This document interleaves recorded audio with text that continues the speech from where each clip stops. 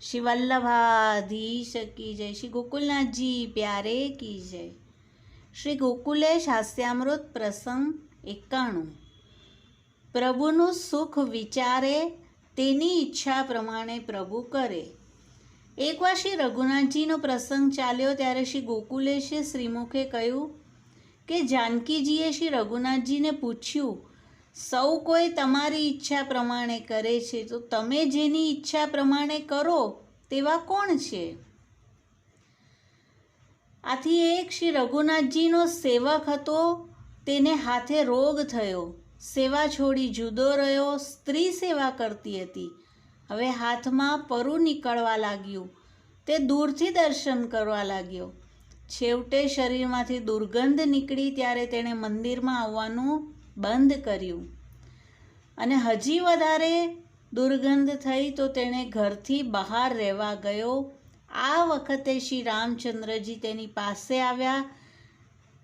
આ જોઈ તે દૂરથી બોલ્યું કે આઘા આવશો તો મારા પ્રાણ નીકળી જશે। જાનકીજીને કહ્યું કે આની ઈચ્છા પ્રમાણે હું કરું છું।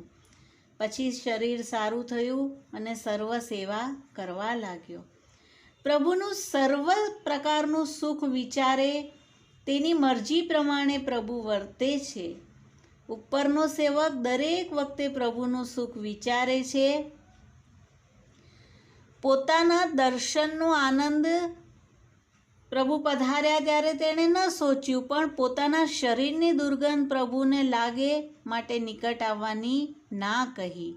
ધન્ય છે આવા નિર્ગુણ ભક્તોને કે જેઓ પોતાના પ્રભુનું જ સુખ વિચારે છે, તેમની ઈચ્છા પ્રમાણે જ પ્રભુ કાર્ય કરે છે।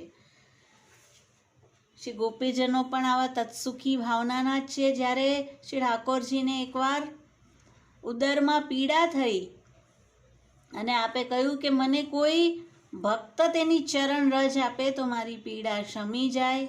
બધા રાણીઓ અને બધાએ ના પાડી દીધી, પણ ગોપીજનોને જેવું ખબર પડી, બધા તત્પર બન્યા કે ભલે અમારે નરકમાં ક્યાંય પણ જવું પડે તો ચાલશે, પણ અમારા પ્રભુનો શ્રમ નિવૃત્ત થતો હોય તો તે અમારા માટે સૌથી ઉત્તમ વસ્તુ છે।